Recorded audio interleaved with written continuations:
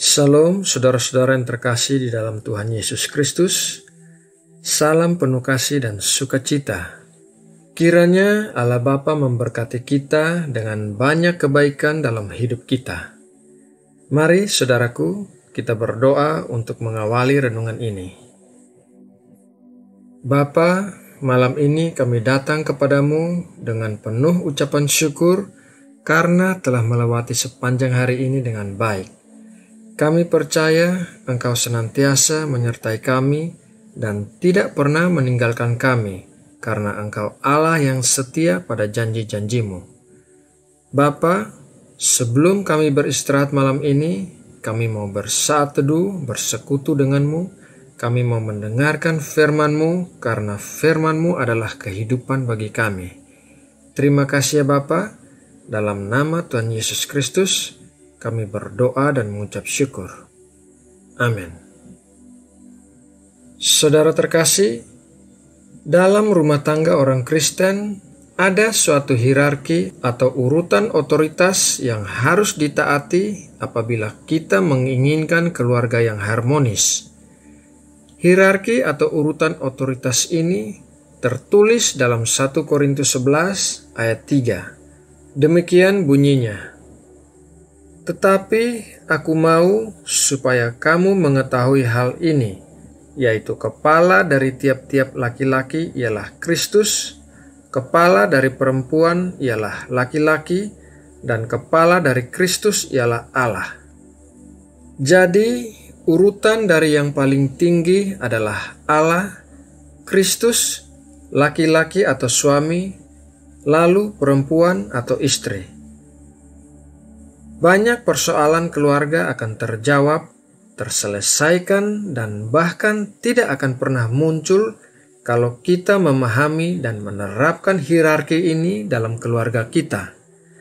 Sebaliknya, banyak problema akan timbul kalau kita tidak memahaminya dan tidak menerapkannya.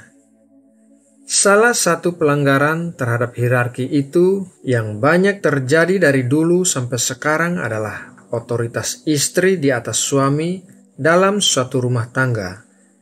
Dalam hal ini, letak otoritas suami dan istri tertukar. Istri menjadi kepala dari suaminya dan sekaligus menjadi kepala keluarga. Dengan adanya pelanggaran terhadap hierarki semacam ini, maka banyak persoalan dan kepincangan akan terjadi. Misalnya saja, anak-anak perempuan dalam keluarga juga akan menjadi dominan dan anak-anak laki-laki tunduk dan lemah. Hal ini karena mereka dididik dan diberi contoh demikian. Anak perempuan yang tumbuh dalam rumah tangga seperti itu umumnya juga akan cenderung memilih suami yang mau tunduk kepadanya, dan begitu juga sebaliknya. Anak laki-laki akan mencari istri yang dominan. Jadi, kesalahan orang tua akan diturunkan dan terulang kembali. Akibat lainnya adalah hilangnya pengharapan anak-anak terhadap orang tua mereka, terhadap ibu yang dominan dan mau menguasai segala-galanya, dan terhadap bapak yang lemah yang tidak mau bertindak sebagai laki-laki yang bertanggung jawab. Seorang istri yang memikul kedudukan sebagai kepala keluarga juga tidak akan berbahagia. Hal ini karena ia memikul suatu tanggung jawab yang tidak dikehendaki Allah untuk dipikulnya. Tanggung jawab seorang suami sebagai kepala rumah tangga adalah seperti jubah yang dipakai seorang laki-laki. Jubah ini menggambarkan perlindungan, kehangatan, penutup, dan posisi atau otoritas. Tetapi apabila jubah ini dipakai oleh seorang istri, maka tanggung jawab itu akan menjadi seperti kuk. Sebuah kuk melambangkan penindasan yang disebabkan oleh tanggung jawab, kewajiban, atau dosa yang berat. Itu menggambarkan beban yang begitu besar sehingga memberatkan orang yang memikulnya. Kemudian ada satu pertanyaan yang seringkali ditanyakan dalam konseling pernikahan, yaitu apakah seorang istri harus tetap tunduk kepada suaminya, meskipun suaminya bukanlah seorang yang percaya?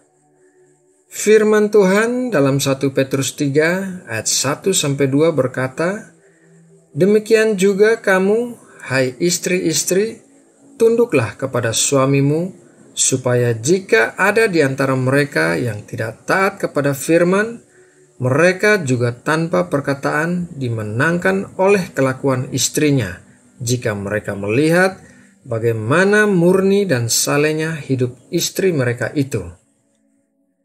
Perintah dalam ayat tersebut adalah bagi istri-istri Kristen untuk tunduk kepada suaminya, tidak peduli apakah suaminya itu bertuhankan Kristus atau tidak. Dengan kelakuan istri yang tunduk kepadanya dan memperlihatkan kemurnian dan kesalehan hidup, suami dapat dimenangkan bagi Kristus. Dalam ayat itu juga disebutkan kata-kata bahwa suami tanpa perkataan dimenangkan oleh kelakuan istrinya. Artinya, suami dimenangkan bukan dengan diomeli, dihotbahi, bukan dengan memasang lagu-lagu rohani atau khotbah keras-keras di rumah, dan terlebih lagi bukan dengan menyatakan bahwa hidup kekristenan istri lebih suci daripada kehidupan suami yang berdosa. Cara-cara seperti itu hanya menyebabkan suami tambah menjauh dari Kristus dan membenci kekristenan. Cara yang benar adalah dengan perbuatannya. Istri harus menyatakan bahwa sesudah menerima Kristus, hidupnya berubah menjadi lebih baik. Kasihnya kepada suaminya berlipat ganda dan menjadi murni. Pelayanannya kepada suaminya lebih baik.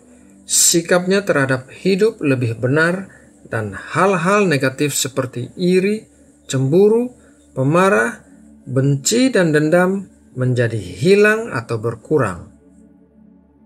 Seorang suami yang melihat perubahan yang luar biasa pada istrinya dan dikelilingi oleh kasih agape serta doa istrinya, pasti akan bertanya-tanya tentang Kristus yang ada di dalam istrinya, dan dengan demikian membuka jalan pengenalan Kristus kepada si suami. Saudara terkasih, ada satu peringatan yang perlu saya tambahkan di sini, yaitu ketundukan seorang istri kepada suaminya tidak boleh bertentangan dengan imannya di dalam Tuhan Yesus. Kasih kita kepada Tuhan haruslah menjadi yang terutama dalam hidup kita. Barulah diikuti dengan hukum kedua, yaitu mengasihi sesama dan diri kita sendiri. Nah, saudara terkasih, demikianlah renungan malam ini. Semoga memberkati dan menguatkan kita semua. Mari kita tundukkan kepala, kita berdoa untuk menutup renungan ini. Allah Bapa, sumber pertolongan dan penghiburan kami, terima kasih untuk firman-Mu malam ini yang berbicara tentang hierarki atau otoritas dalam rumah tangga Kristen.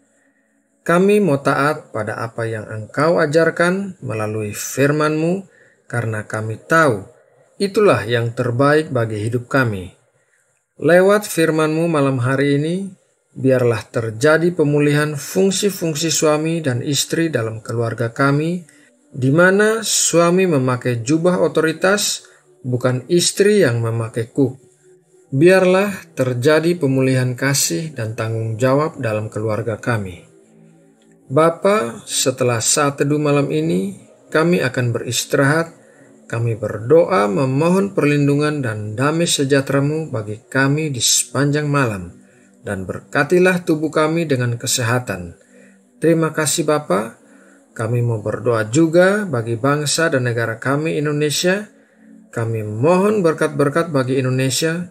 Kiranya Engkau memberkati Indonesia dengan semua kebaikan dalam setiap aspek pemerintahan.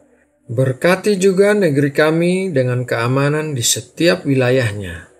Terima kasih Bapa. Dalam nama Tuhan Yesus Kristus, kami berdoa dan mengucap syukur. Amin.